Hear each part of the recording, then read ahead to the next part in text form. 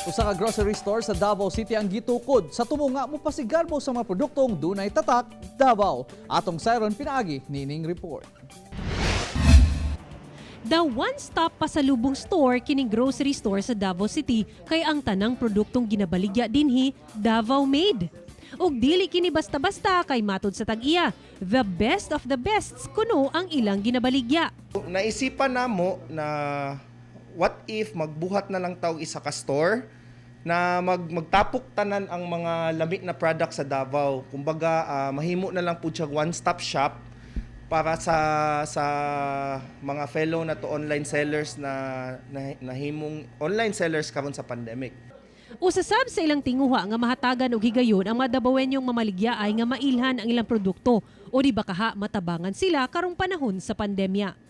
Sa karon, dula na sila'y kapin-80 ka mga consignee nga gilangkuban sa mga nagsugod lang karong pandemya o mga dugay na pero wala gihapon mailhi ang ilang produkto. We do not aim na mag-income ani. Ang amua lang is ma-maintain lang ang trabaho sa among mga tao and at the same time mura siya kumbaga murag pride man good pud na wag Davao good ni siya. One stop shop good siya sa Davao.